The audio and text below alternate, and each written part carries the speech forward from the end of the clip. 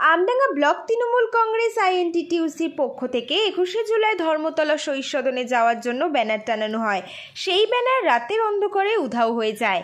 21শে জুলাই ধর্মতলা শহীদ সদনে যাওয়ার জন্য আমডাঙ্গার একাধিক জায়গায় আইএনটিটিউসি ব্লক সভাপতি মোস্তাক আহমেদের নামে পক্ষ থেকে ব্যানার টানানো হয়। সেই ব্যানার আমডাঙ্গা দক্ষিণপাড়া ও বোদাই গ্রাম পঞ্চায়েতের ডাঙ্গা গ্রামে ব্যানার রাতের অন্ধকারে খুলে নেওয়ার অভিযোগ উঠল। এই নিয়ে তৃণমূল কর্মী আবুল হোসেন আমডাঙ্গা থানায় লিখিত অভিযোগ দায়ের করে। সেই অভিযোগের দায়েরে আমডাঙ্গা থানা পুলিশ গোটা ঘটনা তদন্ত করবে বলে এমনটাই জানা গেছে। এই নিয়ে আমডাঙ্গা আইএনটিটিউসি ব্লক সভাপতি মোস্তাক আহমেদ মণ্ডল সাংবাদিকদের মুখোমুখি হয়ে জানায়, আমডাঙ্গা বিরোধী বলে কেউ নেই, দলের লোকই করেছে। দলের এক অংশ চাইছে আমডাঙ্গা কোনো সংগঠন না থাকুক। আমরা যেটা করব সেটাই শেষ কথা। আমরা একটা ওভারগেট করেছি, একটা ওভারগেট করতে অনেক টাকায় খরচ হয়েছে।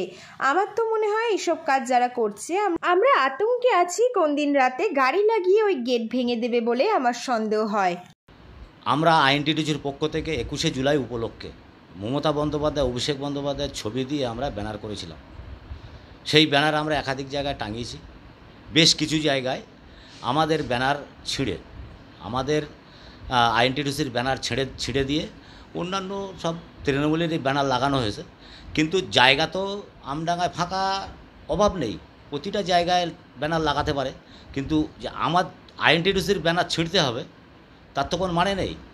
দলের যা পরিস্থিতি আমডাঙ্গায় খুব ভয়ানক জায়গায় পৌঁছে গেছে। যারা বর্তমান দায়িত্বে রয়েছে এরা চাইছে যে কোনো শাখা সংগঠন আমডাঙ্গায় না থাকুক, আমরা যেটা করব সেটাই শেষ। এ তো দলেরই লোক করেছে। শোনেন, আমডাঙ্গায় তৃণমূলের বিরোধী বলে কেউ নেই। আর বিশেষ করে আইএনটিটিউসির ব্যানার নিচে নামটা লেখা রয়েছে আইএনটিটিউসির সভাপতি মোস্তাক আহমেদ মণ্ডল।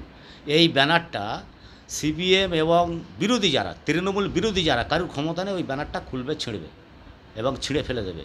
এটা দলের লোকেরই কাজ। দলের এক অংশ চাইছে, আমরা যেটা করব সেটাই শেষ কথা। আর আমরা একটা ওভারগেট করেছি। আমার তো মানে একটা ওভারগেট করতে অনেক টাকা খরচ আছে।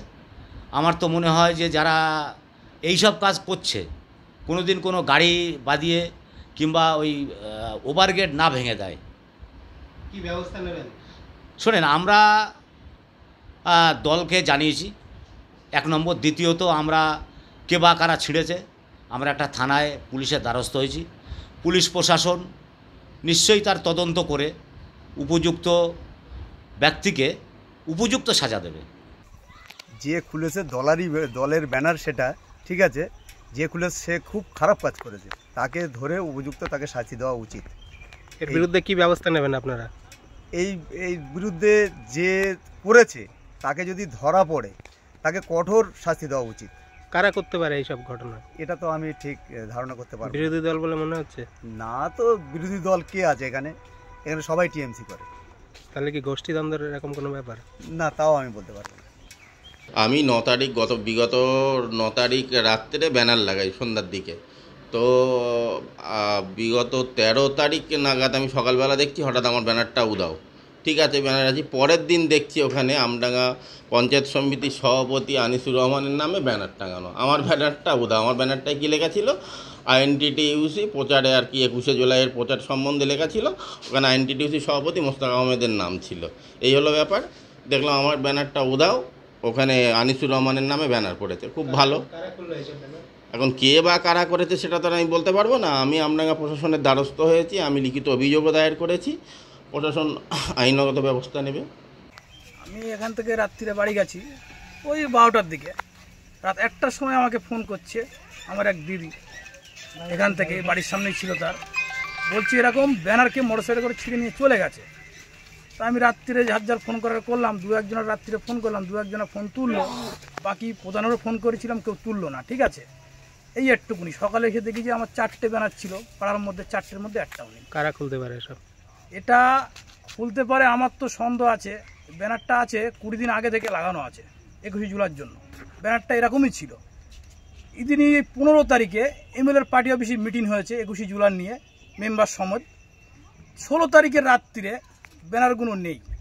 কারণ কারোর তো নাম বলা যাবে না, নাম বললে তো অসুবিধা আছে, ঝগড়া হবে, অশান্তি। জিনিসটা তো ভালো না, কেউ কারোর নাম বলা যাবে, চোখে দেখে বলা যাবে না।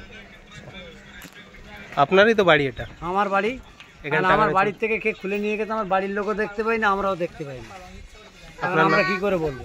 এই তখন 1টা বাজে, আমি আমার ছেলে খাওয়া দাওয়ার পরে মানে ঘুমোতে যাব, তো দেখছি কি পাশে একটা মানে অনেক প্লাস্টিক আছে, ভাবলাম কি হয়তো কুকুরে টানছে বা কিছু, তা গুরুত্ব দেয়নি। তারপরও আমি বলছি না এ তো মানে কিছু ছিঁড়ছে, তো আমি তাড়াতাড়ি করে বাইরে এলাম।